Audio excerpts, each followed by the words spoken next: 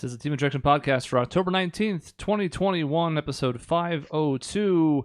And here we go with a Suns preview, which, as the header would suggest, I mean, obviously we went deep last year and the season ended later than normal, but still it feels kind of weird that it's only really been like 3.5 months and we're right back into it. Here we go. I had so much housekeeping to do today, but Cody is not here. First sign of perseverance, Cody doesn't show up. Are you kidding me? I had a song I was going to go over, at a Casino Royale tidbit. Now it's just all going to have to wait a week. Oh, no. Yeah. So sad for you. If he even shows up. Which he won't.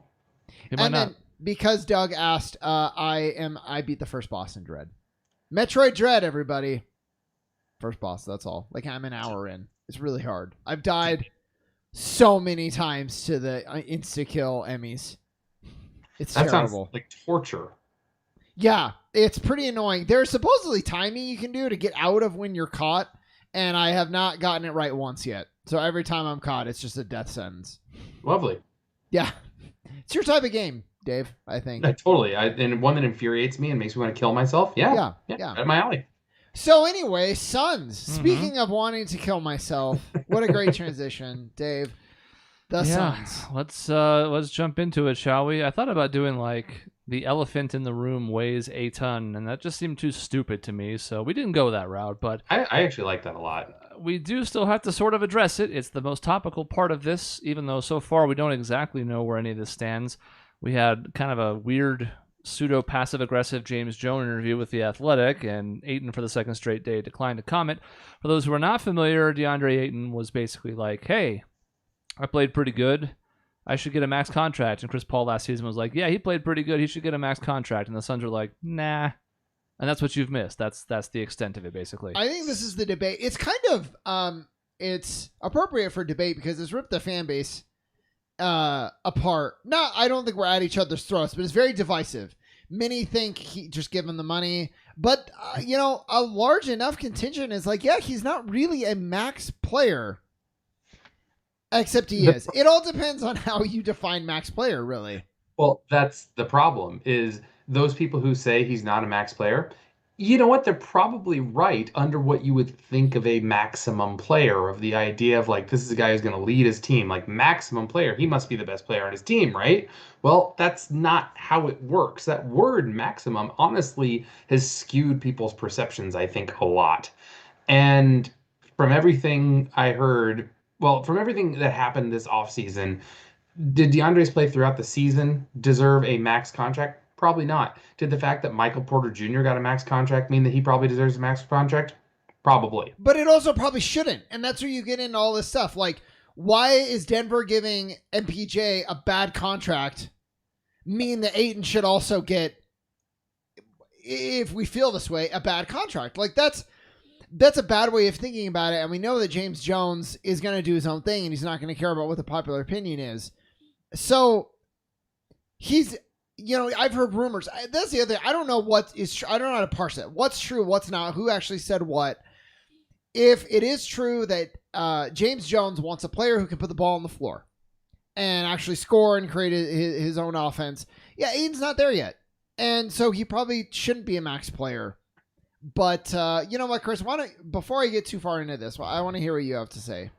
I think people are bringing up Porter Jr. frequently, and I understand the comparison, but I don't think it has much bearing here other than the fact that a consensus player who I think would be considered to be below Ayton also got the max. But Doncic got the max. Trae Young got the max. I don't think Ayton would have expected less whether or not Porter got what he did.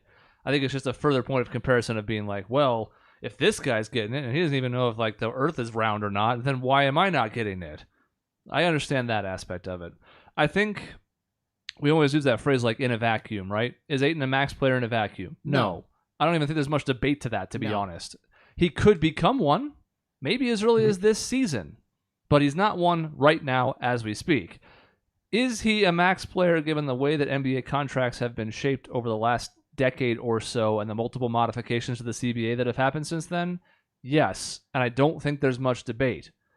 You can quantify it. You can say, well, it's not really worth this because of these deficiencies with his game, and those are all true, But at the end of the day, he's going to get this money in the next offseason, and all you've done is damage the relationship in the meantime. Exactly. That's my issue is if he plays... I mean, are you just banking on and if he regresses? Is that pretty much all you're doing, and then you're going to let him go? And how likely do you think that's going to be? And Dave, can you please fix your camera? It's driving me crazy. And also... no, it was fine. Okay. I don't know. It's really tough. And everybody's like, what, are we going to hold the season when he got like suspended? Are we going to hold that against him forever? Well, no, probably not, but it's only been, he's had one like full season. So, and one really good playoffs, and it was a very good playoffs. But I mean, we spent the whole, like, I feel like a lot of the fan base has forgotten like the DeAndre Ayton watch that was happening all season long. And as we were nearing the end of the season, we were getting ready to say, like, what do we do? Like, do we trade him? It wasn't even like, does he deserve the max or not? He was not playing his potential, and he had a good playoffs.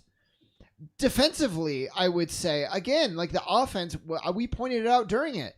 Yeah, it's great that he shot a high percentage when Booker and Chris Paul were getting him alley-oops, but how much of that was really him? Oh, some of it, good hands running the floor, but there's a couple things with that. One, the goal is to win a championship. We would not have made the finals last year without DeAndre Ayton. I don't think you can argue that. His defense was so key to our run that I don't think we make the finals without him.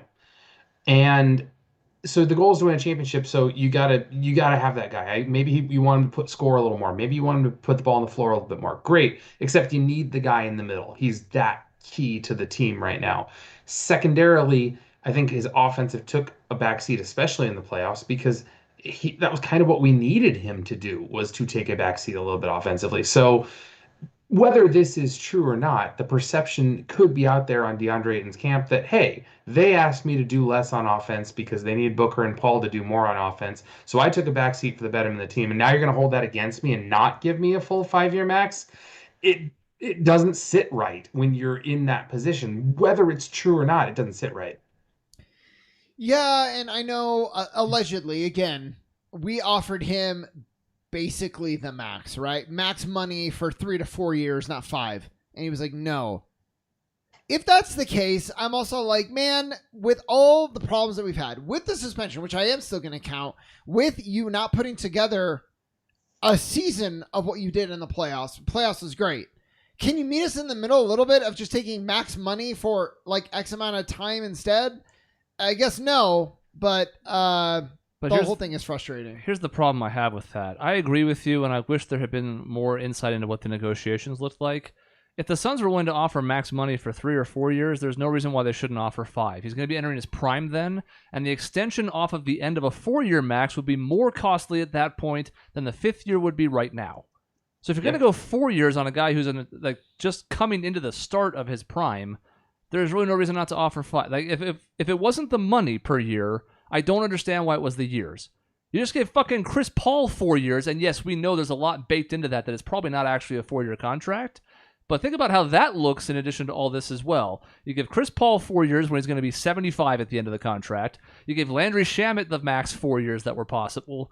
And you gave Mikal Bridges basically, not the max money, but again, the maximum allowed time on the contract. And then was a hang-up for Ayton? I can see why that would seem like a slight to him and his negotiators. I get that part of it. I do wish that, again, we knew. Maybe he was super cooperative and the Suns kept trying to take more and more from him. And we have no idea. Or maybe he was an asshole the whole time. Or Bill Duffy was an asshole the whole time, which would be weird given his ties to Steve Nash. But we have no idea, and we probably shouldn't, to be honest. I just find the whole thing to be strange. And it was the same thing with the thing that James Jones talked about this morning or last night, whenever that interview with The Athletic came out, where he's like, well, we don't want to have 2 players that are on the designated rookie scale contract at the same time because the rules say you can't have a third one.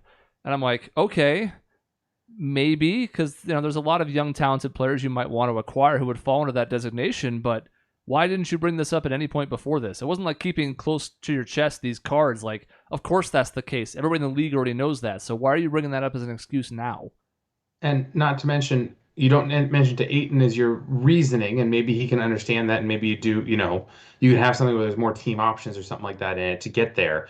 Or the second thought is, who are we going to trade on our team to get someone else who is on that designated rookie scale without trading Ayton? Yep. Like, or are we signing Cam Johnson to the rookie max, the designated rookie max next year? Is that our problem? Is that our thought process? Because I hope not. No.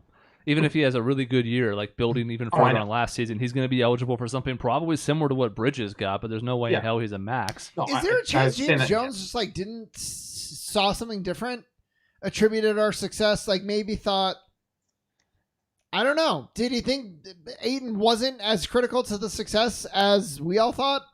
You know, like maybe maybe he thought like JaVale McGee could have had the same impact or something. Like, I don't know. I wouldn't necessarily think that, but I'm not a recruiter, so. The good news, I think, is that from everything Ayton has said and his camp has said is that he knows he's a professional. This is his year to prove it, and he's going to go out there and prove it as best he can. So I guess maybe it's a gamble on James Jones's part to be like, look, we need you to play this way for the whole season. Go show us, and we'll give you that max you want. And maybe, then we'll do that full 4-year extension after next year and offer him more money than any other team goes. Because if it gets to the point where we have to match another team's offer in restricted free agency, I think that's a huge blunder on our part. Yeah, we're going to pay way more. And that's why my last point would be, we talked about this earlier, like the risk versus reward here. I'm not understanding it really. Like, it just seems like we're risking a whole lot for like barely any reward. Like, let's, I don't know. One of the theories could be that another team actually can't offer him as much as we can next year. Mm-hmm. If for some reason we wanted to take it to that stage, it would be one way to maybe save money. That was my biggest concern when you think about Robert Sarver's part in this equation, was that he envisioned this as some way to be like, all right, well, we'll just let him, do whatever, and then we'll match it, because he's not going to take a qualifying offer and leave literally $130 million on the table. No matter how disgruntled he might be about these developments, that would be absolutely crazy, right? Mm-hmm. But if that's the case, and we did do that, he would be disgruntled immediately. And, we're starting to see earlier and earlier players that are disgruntled even on new contracts starting to try and assert their way in the NBA. It's not working so well for Ben Simmons, but he's trying. Mm-hmm. So I just think it's just a bad precedent all around, because technically that could be a way they could save money, because I think a team can offer him like 130 to 140 for 4 years next offseason, and we could obviously match any of that. But as the team that drafted him, we can pay him more, and that would keep him satisfied. But we've already passed up one chance. There's only one more left now. Yeah. It starts July 31st, which feels like a lifetime from now. I think there's a certain thing that you can do for culture, though. Like, so there's bottom line, and then there's culture and chemistry and positivity.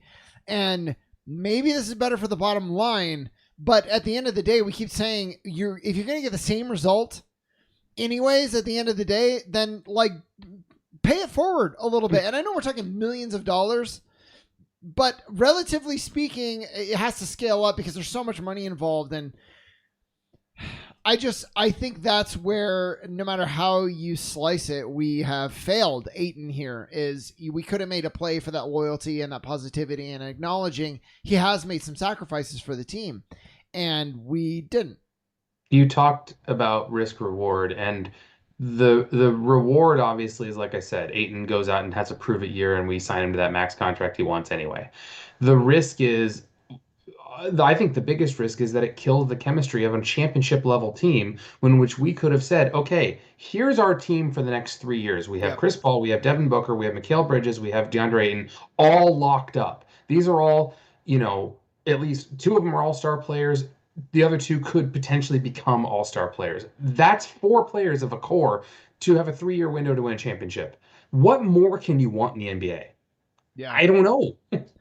I don't know what else. When James Jones makes some crazy trade for some huge player, like let's say Cat, for example.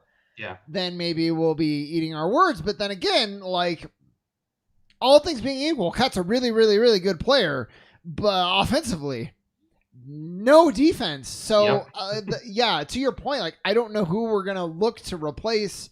It seems like we missed our chance. I don't know.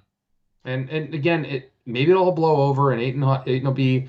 He says he wants to be in Phoenix. He says he will play hard. Maybe this will all blow over, and we'll have a good run again this year, and we'll just sign him to the max next year, and we'll all forget about it. But right now, it feels bad. I have this nagging concern that another entire year of being screamed at by Chris Paul is going to be a lot more abrasive without having him locked up under contract. Because last year it was, in addition to being just the veteran and the guy who really was making Ayton better in some ways, it was also like the leadership aspect and, like, here, let me guide you. And as we all know, Chris Paul's like, I'll help you get your bag. Well, it didn't work yet. I'm sure it still will one way or another, as we've talked about. But now you got to deal with Chris Paul once again. Take a possession off, Chris Paul's on your ass. Don't set a good enough screen in a pick and roll, Chris Paul's on your ass. Does that risk alienating him on top of all this? I don't know. It's a small concern, but it's one that's in the back of my mind. Mm-hmm. I mean, he did say that Chris Paul is the best thing that happened to his career last year. Things can change. Yeah, I mean, there's a way, you would hope that he'd be professional and just say, okay, I have one more year to prove it, but it sucks at the same time. And you thought your team would do right by you, and from your perspective, they didn't. And when it seems like they could have and should have, and other teams are doing it, I just think it sets a bad precedent.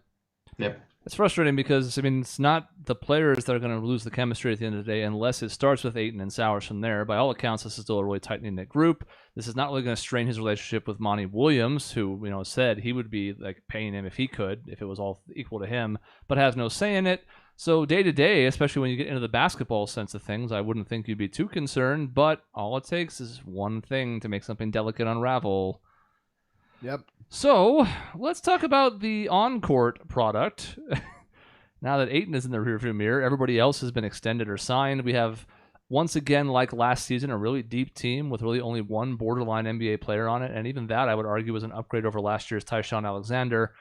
So let's talk about the familiarity of it and a team that went to the finals last year, and then also maybe the new pieces as well. We've hinted at this a bit in past episodes when some of the signings were announced, but just looking at fit, what are you thinking is going to happen on the court as far as like what the team's going to do in a full season now, coming off of last year's momentum? I feel like we have the potential to have the best record in the league. And maybe I'm being a homer, but I always thought myself for being a homer, and last year I did the same thing. We went all the way to the finals. The reason I say that is because we're actually going to have... We outplayed Utah for a lot of last season. It's just they had a really good start because they had the continuity. Well, we're going to have that now. We're bringing back the same core. They know how to play with each other. We're not going to have that weird... It feels like a lifetime ago now of like Chris Paul and Devin Booker don't know how to play together. They don't know how to defer. This is a disaster. Our team is ruined. Chris Paul's washed. And if anything, we're just deeper. And so not only are we going to have better continuity, better chemistry, when there is injuries or COVID or suspensions or whatever happens, we're going to have a deeper team to weather that.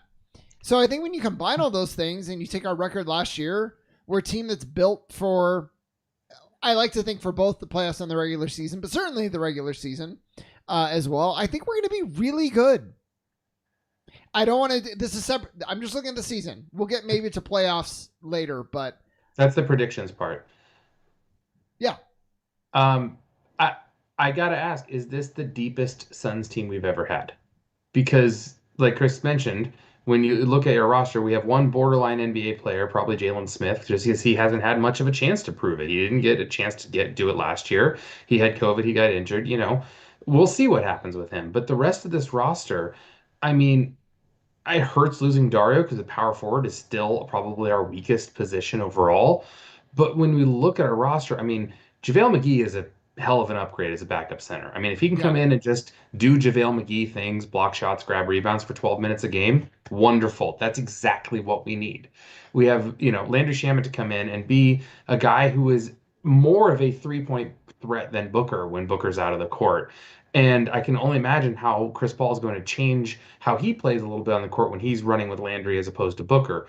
I think there is just so much talent on this team, so much depth, so much ability to change the way we need to play depending on who we're playing based on our personnel. This, like you said, Sean, we have the potential to have the best record in the league. I really believe that. And I think this team has a much better potential of being a much better team than last year, even if we don't make it all the way to the finals. I think I'm more interested in the margins than I am the overall product. Sean touched on one of the points I was going to bring up earlier, which was the uncertainty of the two guards and how ball dominant they'd have to be, and the admittedly slow start they got off to last year. Remember the other issue we had early last year? Who should start at the 4? Yeah. Because they tried Cam Johnson there for a little bit. They were not necessarily thrilled with Crowder for a bit because he was even more streaky than usual. They tried Frank Kaminsky for a little while. Remember that? And then we went on a win streak, and it was like, maybe it's because of Frank. We'll keep playing him. And it's like, no, that was just happenstance. Had nothing to do with it. So that was all the changes we made last year. Now as I look at this year's roster, I think, okay, JaVale McGee, as already mentioned, as far as a backup center goes, who better for Chris Paul, who usually starts the second quarter, to spend 4 minutes on the floor with as a guy who can set big screens and roll and lob and play some good defense as well. Not great, but good enough. Big, rangy, athletic, works hard. That's a great addition. Landry Shamet, a reliable three-point shooter, can kind of mimic Devin Booker when he's off the floor in those same 4 or 5 minutes. Kind of, yeah. I think the hope is that Shamet's going to continue to evolve as a combo guard so that he can maybe even run some point as a backup. Because we did lose Javon Carter, which is kind of a downer. But, we can't keep everybody. And I hope he's happy with Brooklyn. He didn't play very well tonight in the opener, but that's okay. So I think about those type of additions. I hope Abdel Nader is solid in his role if he can stay healthy. Sometimes we desperately need somebody who's willing to just put his head down and take the ball to the basket. Yep. And Nader sometimes does that to his own peril, but it does feel like occasionally Monty's system does get a little bit too pass happy. So these are all little additions that I want to see. And then it's really just down to how good our young players are. We mentioned at the end of last season, Devin Booker could still improve. I think he's relatively capped at this point, but could still get a tiny bit better. Does Mikal Bridges take a leap, especially offensively or defensively with his ability to stay in front of quicker guards? Does Cam Johnson continue what he showed in the playoffs to the point where he's our sixth man and maybe get some crunch time minutes, especially if Ayton's going to be fuck all? You run a really small lineup with him at the 5? Those are the type of questions that are going to matter the most to me. Those two, and obviously Ayton, who's huge, but their improvement to me makes or breaks us as a title contender. Well, apparently Booker told Bridges in a way that I'm sure was not this harsh, or maybe it was. Maybe they have that kind of bond, but he was like, the finals basically came down to you and you putting the ball on the floor. The defense, any defense we play, their third best defender, or maybe even a fourth, is going to be on you. So if you can't put the ball on the floor, that's the difference in the game right there. And he couldn't, and he didn't. I mean, he did a little bit during the season, and that kind of evaporated in the playoffs. If he can start putting the ball on the floor and creating his own shot too, I mean, that's going to be huge for the team. That's going to be a dynamic that, I mean, I might say Devin Booker might have been right on the money. That could have been the difference in the finals last year. If you have someone else putting pressure on that Milwaukee defense. When you have 3 scoring creators and then a 4th guy who can hit threes in Jay Crowder and then a 5th guy who can lob and get at the rim in Ayton, how do you stop that offense? If you have 3 guys who can create their own shot or create for others off the dribble, I don't know how you stop that. That's what Brooklyn has, really, when you look at what they have with Kyrie's on the floor. That's what Brooklyn has, and they're widely regarded as the best title contender. So if we have 3 guys that can do that, why not us in that instance? Almost all the best teams have that because Milwaukee does in a weird way too, except that Giannis is more like the traditional big who also can drive and pass, obviously, huge threat for that. And then Brook Lopez as the big is perfectly capable of shooting plenty of threes as well. So again, it's that kind of it's really weird to look back on the late 2000 Orlando Magic and think of them as sort of the trendsetter, but it was 4 wide with Dwight Howard in the middle as a force, and it was sort of the blueprint for what we're seeing now, except there's a lot more skill and elegance to it. Yeah. So I mean, it's interesting, and I think with Bridges in particular, I'm if he takes one more step and adds that to his game, because last year he added the 3-point shooting back. He was a good 3-point shooter at Villanova, but it didn't translate in his rookie season. And last year he shot almost 43% from 3. So that makes defenses have to run out and at least honor his shot. Having done that, now if he takes the next step and becomes that player that can at least dribble in space and create in a downhill 4-on-3, 3-on-2 situation, boy, this could be fun to watch. Mm-hmm. And then I would even say the same thing about Cam Johnson, who's I think Bridges is the biggest step, right? Arguably. I think Cam Johnson has the potential to be the biggest X factor.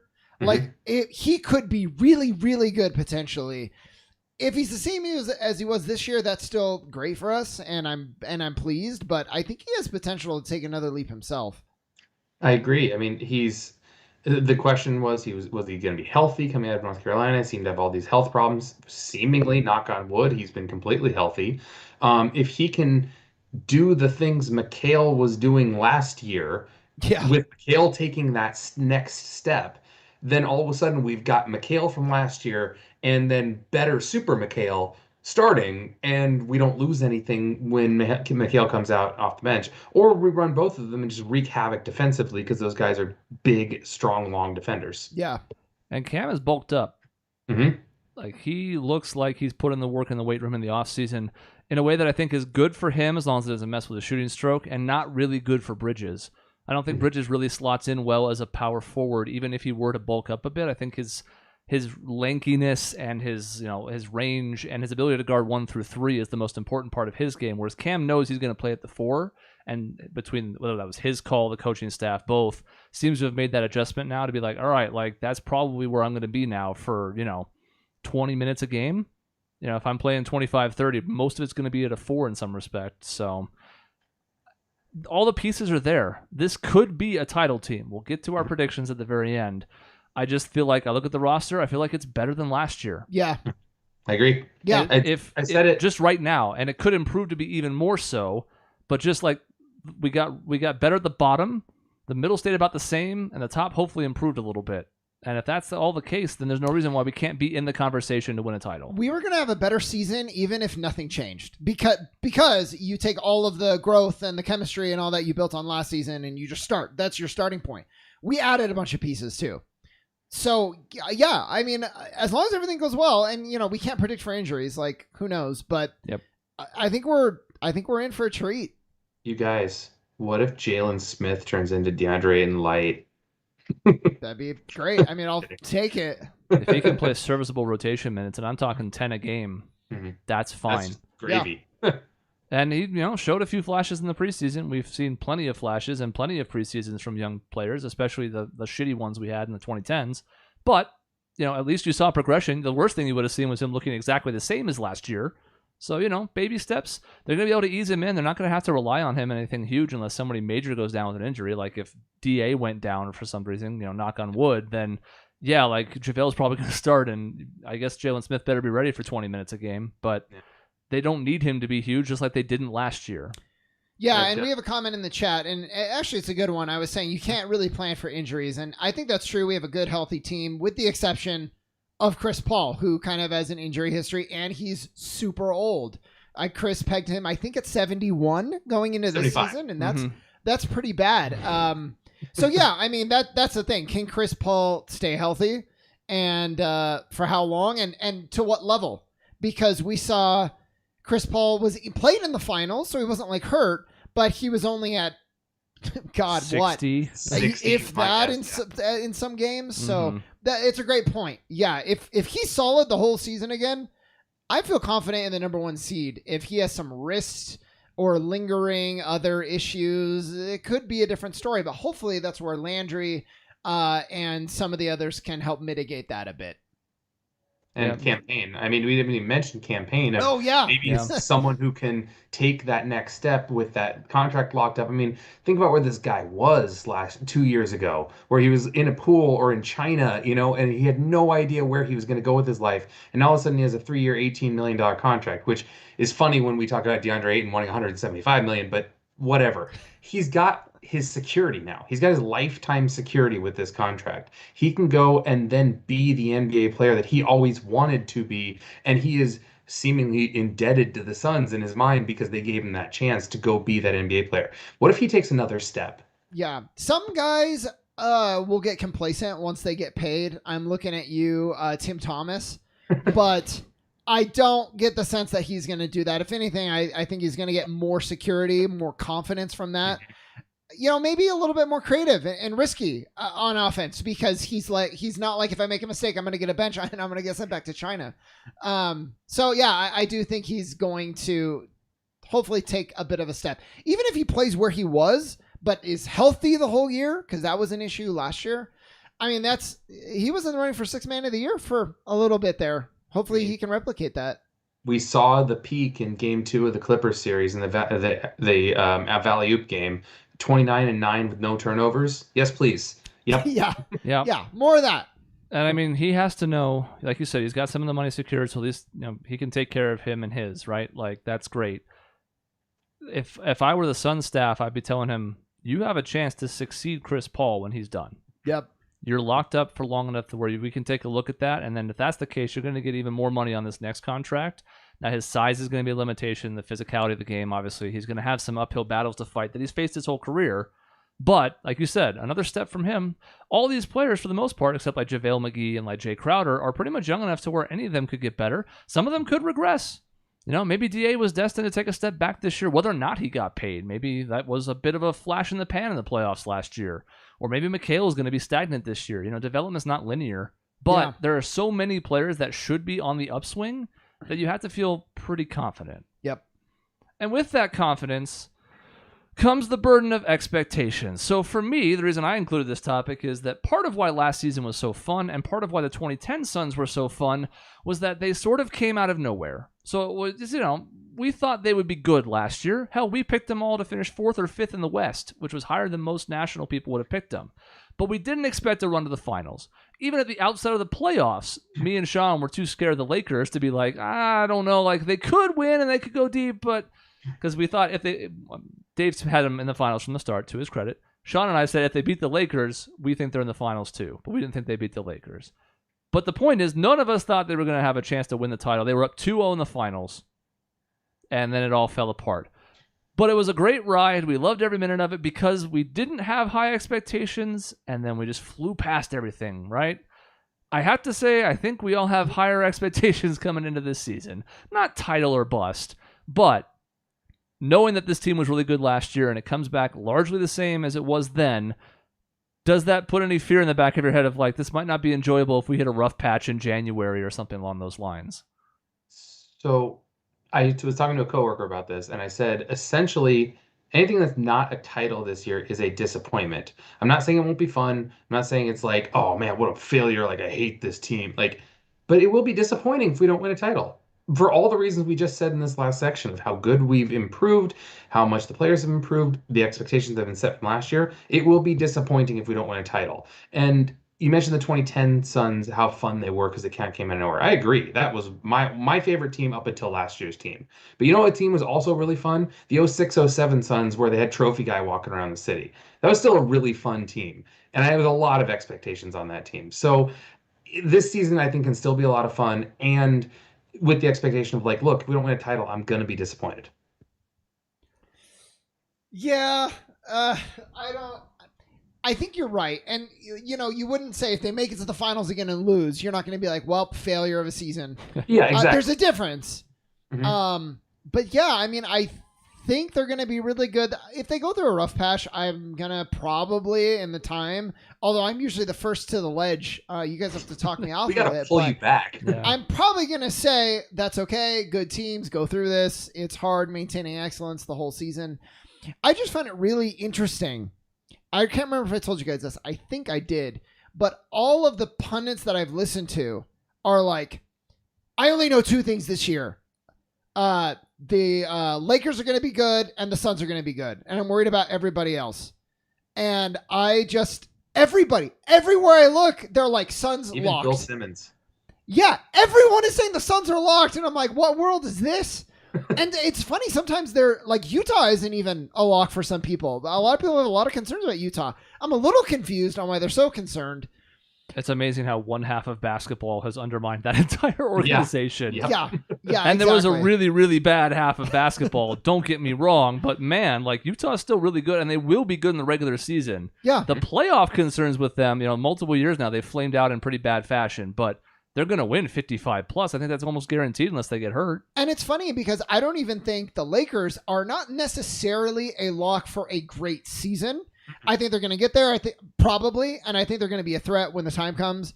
But I mean, I know the preseason is just the preseason, but like, goddamn, that has to be one of the worst Lakers preseasons in history. I mean, it was terrible.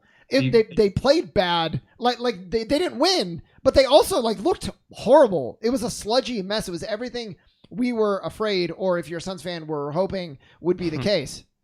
They're going to have to hand out hard hats in the courtside seats for Russell Westbrook's passes.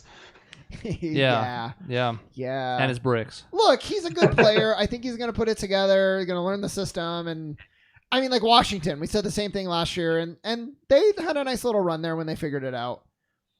But yeah, Russell Westbrook's a great guy to have in the regular season. I mean, the Lakers fell into the playoff game last year for a combination of things. Injuries, obviously, primary among those. But boy, wouldn't it have been nice if when they were dealing with the injuries to AD and LeBron, if they had a terror like Russell Westbrook, who won't take off game 57 of the regular season because he's just not wired that way. Yeah. Like, for all the things I don't like about Russell Westbrook's game, his effort and intensity has never been under question. Like, he might drag them to 5 more wins this season and also cost them a couple, just from his sheer force of will. So I'm with you. I don't think the Lakers are any danger. But, with the top 6 being the only safe teams, as the Lakers saw last year, you just don't know in a stacked West. And I'm cheating a little bit because I'm supposed to be talking Suns, and we're going to get to the full season and other teams. But I thought it was so refreshing that it's not just like a homer thing. Everybody's expecting them to be really good. And if they're not, it's not going to be because we were just blinded fans. It's going to be a pretty monumental disappointment for anyone who watches basketball.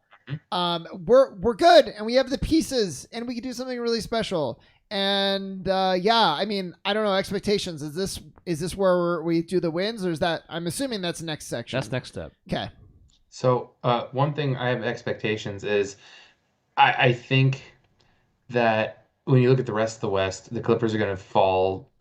They're probably playing game, and I think the Mavericks are just going to implode. Maybe I just hate Luka that much, but I hope. Here's the difference. I don't know if they will. I can't say I'm confident that they will, but I so hope that they do. I really don't like the Mavs anymore, and I hate Luka. I think if they do, it'll be because Jason Kidd's a horrible coach. Yep. Great. I don't care why. I just need it to happen. If it's because Luka regresses, even better, but I'll take anything. If Luka and Jason Kidd get in a fight on midcourt, even better. Great. Yeah. If they have like the Rumble in the Palace, but it's Dallas and Jason Kidd and Luka, that's perfect. In my head, I'm imagining Jason Kidd like spilling the thing on the sidelines to get a free timeout or try to and fail. But he's doing that instead to like get the towel boy over and then cold cock Luka when he's not looking. Yeah. Yeah. Like, it just goes back to the well. It's Just the like- only play he knows. Yeah. Man, yeah, so I don't know. We'll see. Okay. Let's talk about general predictions, and then we'll pick a number of wins, because that's what we do. We put a win total out there, and then we bet something weird that doesn't really work between 3 people all that well, like a dinner or something.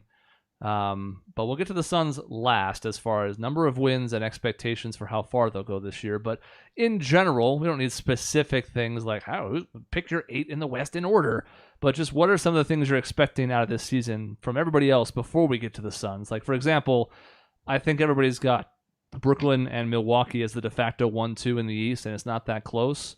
I think Atlanta is going to be in the mix for one of those top 2 seeds. I hope they are. I That is actually a like deep Atlanta. team. They're supposedly the villains. I like them a lot. Maybe I just always root for the underdogs, but I kind of like what they have going on there. It's fun embracing the role of villain when you're a scrappy underdog. Yeah. It doesn't work with LeBron in Miami because everybody hated them and they were really good. So it's not like, oh, well, they're just being young and brash. Like, no, they were all they should have known better and they didn't. Mhm. This team, with Trae Young going on a wrestling show in New York, and like that's really good. Like there's a lot of things about that I like. So that's like my one bold take is that it's like, oh, it's just Brooklyn and Milwaukee. I think Atlanta has a chance to be at least one of those teams in the regular season. Well, who else is going to be? Like, Philadelphia is going to go down almost no matter what. Either they get rid of Ben Simmons and they go down, or they keep him, but like, what is the chemistry? How does that work? He got kicked out of practice today. And Literally suspended kicked for the out. opener. Yeah. Suspended for the Doc opener. Rivers was tired of his bullshit. Yep. So, yeah. In the East, I look at Boston as I think they could do really well this year. I think I thought the they were de facto continuing their trajectory down. No, I think Boston actually could play really, really well this year. Jaylen Brown and Jason Tatum are obviously 2 really good pieces. Marcus Smart locked up to a big contract. Al Horford, I don't think he's going to contribute that much on the court, but he's just a veteran presence that people seem to like there in Boston. So I had a hot take once upon a time that I never got to share. Well, I think I've shared the story though, that I was not that impressed with Boston, and it was going to be when they were like good, and then they just started sucking. Yeah. So my hot take was sapped of everything. I'm not that high on them, and I don't know why. I just think they're a perennial underperformer. and I don't think they're going to be that good. I think is going to improve their record. I don't know if I think they're going to have a good playoff showing for wherever they are relative to the end of the season. I think they're going to turn it around. Oh, they have Lowry, which is good for them, but yeah. I think I don't know. I would say I'll pick my top 4 in the East is Brooklyn, Atlanta, Milwaukee, and Boston is my top 4, and not in that. Know. Okay, the Nets are still going to be good, because the East kind of sucks. But no Kyrie is a big deal. Mm-hmm. It really is for their title aspirations in the regular season. If Harden and Durant stay healthy, which, God, is that a massive if given their 2 histories. Mm-hmm. But that is a pretty good team even without them. I know they lost tonight, but they also lost to Milwaukee, who we think is pretty good. Yeah. So I'm not taking away too much from one game, but it's all about health, really. I actually think Milwaukee, I could see them having a really, really good, maybe even better season than last year. I think there's something about winning a title that gives you extra swagger, and not just like meaningless. Like I think there's a certain confidence that you get that can carry over to next season, and I think that could be them. Harden beat us by himself one game. Yeah. I'll never forget it. So and Durant might be the best player in the NBA. Yeah. So regular season they're going to be fine. I just don't know if they're a lock for like top 2. Yeah. Without Kyrie, that's the questionable part. Because again, if either of those guys goes down, because like Track Rock is saying in the chat, will Kyrie play it all this season? I don't think so. I think he's extremely stubborn. If he hasn't budged yet, I don't think he's going to budge. Like if the Nets are 13-12 in January, is that going to be enough to spur Kyrie to get a shot he doesn't believe in? I don't think so. Unless there's a change in New York's laws. That's really like in that type of thing, which I don't believe that'll happen. I don't think so, given the trajectory of the Delta variant. I mean, it's supposed to be waning a bit, but there also could be a new variant that takes its place. And I don't know if this answers the question exactly, but I think if everything stays as it is and he doesn't get the shot, he's not going to play anything. Like the Nets have made it clear, we're not just going to have you play the home games. That's stupid. You're not going to play at all. Yeah. So unless he gets the shot or unless the law changes, it's all or nothing. Yep. So I agree. I don't think he's going to play this season at all unless he somehow has some massive change of heart or a massive change of wallet. Which can I be honest with you guys? As a fan of the league and wanting the NBA to be a thing, 'cause I care about that.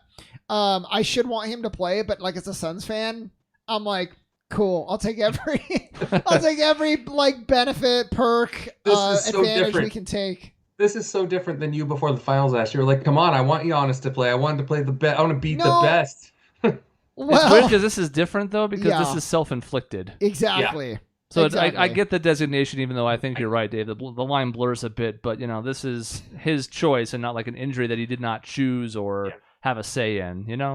That's fair. I get the designation. If the guy who thinks the Earth is flat refuses to get a vaccine, then oh well, sorry, bye, whatever, dude. So yeah, so that's the East. The West is really interesting. There's so many question marks. LA could fall way. Clippers, could fall way out. Lakers, I think they're going to be in a good spot by the end. They could have a really rough beginning, and it could have them in some weird territory there, especially in the middle of the season. Golden State.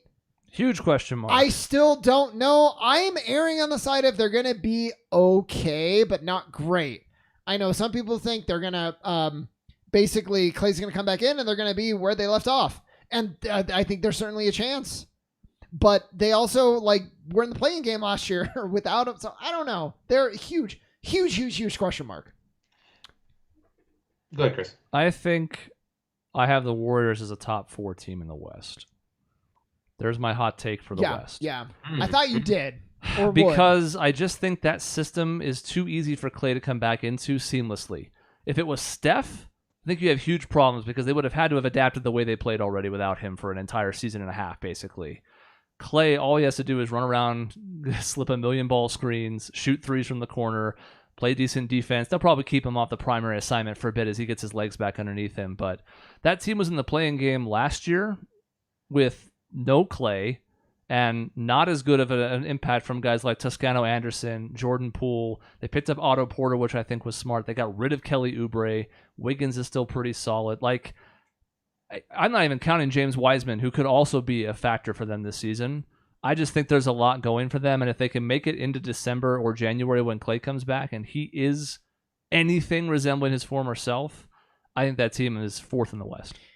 You might be right, but I wonder if but I might be saying a little bit from like attrition a bit, because Denver, for example, is Jamal Murray dead? Has anyone seen him? He's like never going to play again. It's going to take until April. It's an ACL. Yeah. It's a year. I mean, and it's April, but there were a lot. You will remember, and maybe you thought it was dumb then. There was talk last year about, is Jamal Murray going to be back maybe for the playoffs? It was early in the season that this was happening, and it just keeps getting delayed and delayed and delayed. And it's like, well, we'll have it for next season. It's like, yeah, maybe you'll have it for the playoffs this year. That's why I think the 4th seed is open, because Denver's not whole, and they played pretty well without Murray down the stretch, but it remains to be seen if they can do it for a full season. I think a lot of that comes down to Porter, because we know how good Jokic is. I'm concerned about Portland. But we look at the teams that could be 4th, because I think it's Lakers, Jazz, Suns, in some order are top 3. I don't think there's a whole lot of wiggle room there. Mm-hmm. But then you look at behind them, Denver, missing Jamal Murray. Golden State, big question marks, Klay, etc. Dallas, we don't even know what the hell Kristaps Porzingis can bring. Is the talent around Luka good enough?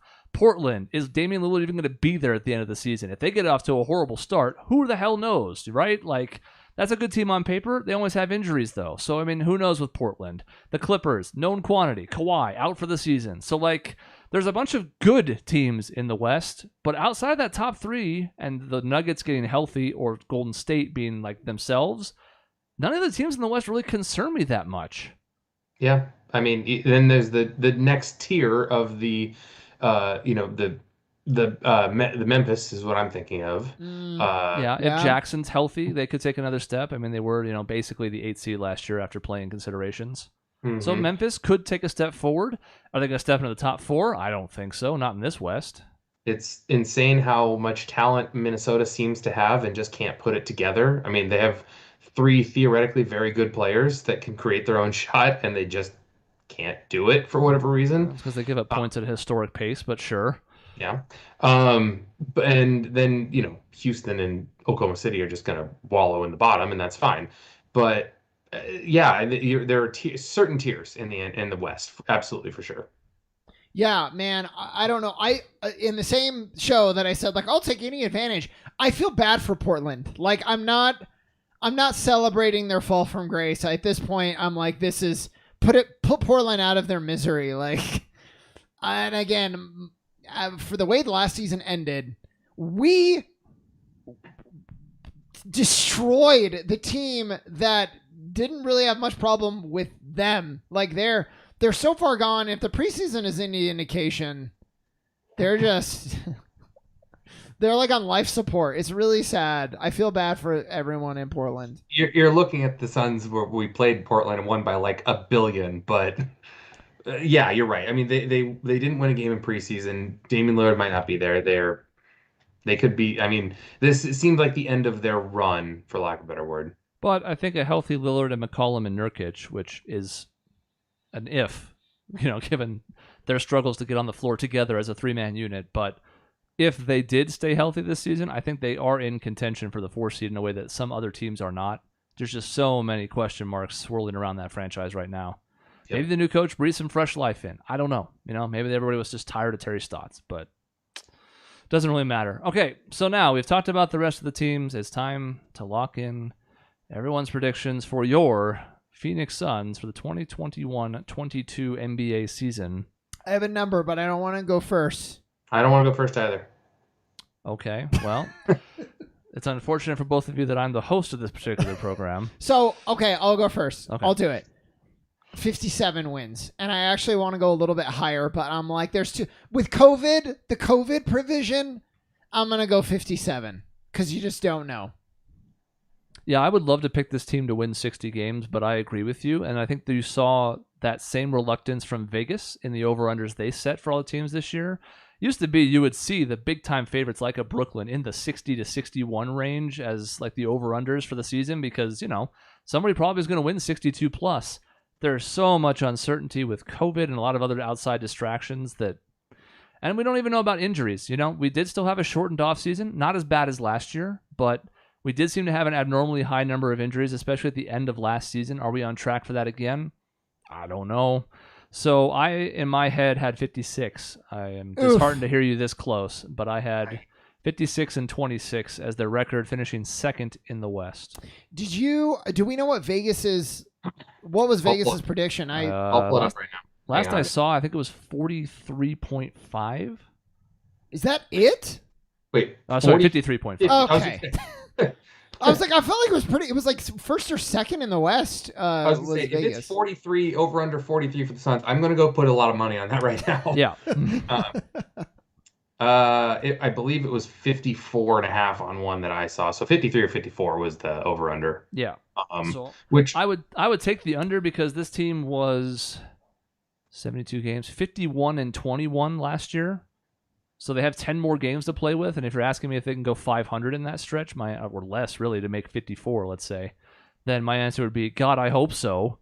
Well, right now I'm looking at Caesars, and it says Phoenix Suns 2021-22 regular season wins over under 50.5. 50.5? 50. That seems especially stupid, given they won more than that last year. No kidding. So maybe I'll be placing a bet here in a moment. Yeah, and we don't have to be like shady about that anymore. It's legal in Arizona. We don't have to be like, oh, maybe I'll call up my bookie to. No, we just do it. I got it on my app right here. So yeah, they're gonna give you fucking $300 for free just to bet on like, will the Suns win one game this year? Sign up for an account and see. Anyway, see, you guys both said that you couldn't bring yourself to get up to 60 wins, which I can't either. So I'm gonna put 59. Okay. I will be clear too. I am a win or two lower than I was expecting to be because of Ayton. Yeah. And I don't even think it's going to be bad. I think it's going to be almost unnoticeable, other than the fact that people are going to ask him about it all goddamn season. However, because of the extra element of uncertainty that introduces, that plus Chris Paul's injuries history plus blah blah blah, I just can't go any higher in the regular season, even though I think this is a really good team. When was the last time we even got 60 wins in a season? Is the answer 2005 and 6 with Steve Nash? 06-07, we were 61 and 21. Oof. Yeah. Okay. But it's still been quite some time. Yeah. And there aren't often that many 60-win teams. Usually one or two get there, but that's a hard plateau to get to just because, are you going to rest players like Chris Paul throughout the regular season? And it used to be worse because they had those like 4 games and 5 night stretches or, really bad back-to-backs where you penciled in a schedule loss. Some of those still exist, though. There's still landmines on the schedule, trap games and all that jazz. So we'll see. And Jazz. Yeah. And I don't see, unless Chris Paul gets injured, I just don't see him doing the what's the word for it? There's a word where if you're just like, I'm going to take this game off. Load management. I don't see him doing a lot of load management. He didn't last year. He just doesn't seem like that type of guy, but we'll see. The Suns' blueprint was a smart one. They didn't rest him a ton, but they did occasionally. But the more important thing was they beat the shit out of some teams. And just like the Warriors in their peak, guess what that means? If you have like 15 games where you're up by 20 in the fourth quarter, everybody only plays like 25 minutes that night. Great. That's a great way to kind of reduce some load while not having to actually, sit out because to me, I'm not an NBA player and I never will be. I think the ship has sailed. I'm sorry, everybody. I'm admitting it at 36. I don't think I'm going to make it. But to me, just the way I am as an athlete, I find it hard to just sit out completely. Yeah. Mm-hmm. I don't want to go through the motions of like, well, I'll stretch and I'll warm up and get some jumpers up before the game, then I'll sit on the bench. Physically and emotionally, it's tough because you want to compete. And then there's the whole Michael Jordan, Kobe Bryant thing where it's like, if someone wanted to see me play tonight and I'm just sitting on the bench because of load management, it must suck to be a Kawhi fan. Man, I really hope Kawhi isn't load managing this game so I can actually, watch him play. Why I spent so much money on these tickets. This stuff matters. And you know what? As one final opportunity here, because we haven't really talked about him just because he's a known commodity, shout outs to Devin Booker, who absolutely could have turned on us as a franchise. Ben Simmons is being a big whiny baby. And to be fair to him, some of his issues are legitimate. They did just throw him under the bus at the end of the playoffs last year. But he's in a good situation other than his own individual insecurities. He's been on a contender his entire career, and now he wants out, and he's got 4 years left on his deal. Booker didn't, and he was through a hell of a lot more shit than Ben Simmons has any idea about. And that's because Booker's a baller. Well, he went to the friggin' Olympics, man, after the finals run. No one would have faulted him for sitting out of the Olympics. No one. Yep. And he was, I would not say the MVP by any stretch of the imagination, but No. he was a solid contributor, and he worked his way into the starting lineup like pretty quick too. Mm-hmm. He's great. I love Devin Booker, and to your point, Ben Simmons is willing, if you believe the reports, to go to a non-contender just to get out of Philadelphia. And Booker, all he wants to do is win. Mm-hmm. He's a But win baller. here. He's Yeah. a hooper. That's what he likes to say. I'm a hooper. But like the reason I bring him up is because I don't think this ever happened with the handful of Suns games we went to in their dark hours. But like, imagine if you went to a Suns game and he was sitting out. Yeah. He was being load man. I mean, I guess it happened with Eric Bledsoe to some extent. The last 15 games of his final. Well, he played 3 games the following season, but you know what I mean. Like, Yeah. You go to a game to see Booker, and then whatever the hell scrubs he's playing with, and Booker's not playing. Like, did you just leave? Well, we were in that game where he hit that like nearly half court 3 that Eddie Johnson was like, I forget what he said, but he cussed He was out like losing it his was mind. really That funny. was a 70-point game. Yeah, so bump that. To your point, Oh yeah, that one. Yeah. Devin Booker wasn't playing. What value did we get from that game? Like none. We lose by 20, and it's not exciting or fun, and there's like no memories at all. So yeah, so much credit to Devin. Like, at least if Simmons is out or something, well, you get to see Joel Embiid unless he's missing one of his 25 games because of his nagging injuries or whatever. But you get the point, right? Yeah. Like on decent teams, if they load manage, at least you're like, all right, well, we still have a chance to win tonight. If the Clippers without Kawhi, I still got Paul George and Reggie Jackson and blah blah blah. Certain teams, and especially smaller markets, don't have that luxury, so the league has to be careful with load management going forward. So I think Kawhi is like the most unfortunate NBA star in like, I don't know. I want to say our generation. That seems like a bit much, but it just must suck to be a fan of his. That's all I'm saying. Between him and his load management and just general personality, dude, yeah, he's not quirky. He's not like the weird dude that's like, man, you're funny because you're weird. No, he seems just like, I want to go lock myself in a cave, but you're gonna pay me more money than I could ever hope for to play this game, so I will. And then the Clippers last year just being assholes that I just wanted to lose. The Clippers are on my shit list as like one of my teams that I just want to fail. Yeah. Yeah. I'm still mad at them. Pat's not even on Yeah, anymore. half the players I hate are shit. gone. Rondo's gone. Beverly's gone. I still hate Morris them. is gone. Yeah, like they've gotten rid of a lot of the people I hated. I actually like several players that are on their team now, but I'm still mad at the Clippers, and we won. Yeah. Well, and even Kawhi, like, it's like you don't even want to go be with your team. Like, whatever your guys' relationship is, there are optics, and you're playing for the fans, and the fans think you hate your team. Like, just everything about you sucks. Yep. Unless you're They signed Toronto. a 4-year max, though, in this offseason. And then if you're Toronto, he took you to the championship, which is great, and then he turned his back on you. So, I don't know how Toronto feels about Kawhi. They love him because he left, and they got him the title, though. They kind of knew he was a rental probably, from the start. yeah. If he had been there 4 years and then they won a title and then he left, I think it'd be different. But they knew exactly what that was. It was a mercenary for hire. I think Kawhi would have been a hell of a baseball player. He's in the wrong sport. Because there you can kind of do your own thing and be off by your own, and it doesn't really matter as much. Like, yeah, there's a clubhouse environment, but on the field, it doesn't really matter. You're your own entity. Basketball doesn't really work that way, at least not in the way that we like to watch it, and that's what's most exciting about this upcoming season. Like, regardless of where the season goes, we love the style of play the Suns employ. We like almost all the personalities on the roster. Like, there's a lot that's going to be appealing. They're going to be at least decent no matter what. There's no way they're a below 500 team. So, like, I'm excited just to get it started again. I liked the break. I needed the break as long as that last season was, and I loved every minute of it. By the end of it, I was like, yeah, I'm ready to not watch any basketball for a couple months. But it's been long enough that I'm like, let's do this thing. Yep. I gotta give a quick shout out. I did watch a lot of basketball because I watched the Mercury with my daughter and their playoff run, which was really disappointing. That they ended up losing in the finals. The Suns and Mercury, both of them losing in the finals. Can't wait till the Cardinals lose in the Super Bowl, and we'll just complete that trifecta. Yeah. But it was fun to have a basketball game I cared about without feeling like my life was on the line watching it every moment. Yeah. So that was and that's what we're going to ease result. into here. Like, yes, these regular season games matter. We want to win as many of them as we can, but it's not the end of the world if we lose to like Detroit in December. I'll be a little bit sad afterwards, but I'm not going to be like, God, it's Clippers. I hate this team. Won't be like that. I don't hate Detroit. Detroit's not going to beat us. They're fucking garbage, but the point stands. But Cade Cunningham, Chris. Sure, yeah, he might go, 13 for 31 some night, yeah. And yes, Mike Schaefer, the world is flat, very good. So Yes. that is the I didn't want the chat to go unacknowledged. That's all. That is the end of this episode. The Suns open play tomorrow night, or last night if you're listening to the podcast and the podcast version. But they're on the back end of the ESPN doubleheader. They're going to be on ESPN and TNT a lot this season because they were a finals team last year. Denver's going to be gunning for us. Yep. It's going to be ugly unless we kill them. Yeah, it's going to be fun when all the Denver fans say, well, we only lost this game because Jamal Murray's hurt. Okay. Yeah, there's going to be a lot of Suns and 4 talk because it is at home, and I don't really care for that meme anymore. And, especially having lost the title, it's kind of hubris now. But it's going to happen. It's going to come up. But we did just sweep that team without Murray, so I'm not super worried about the opener. Remember when I said that when we lose by 15 tomorrow night. Yeah.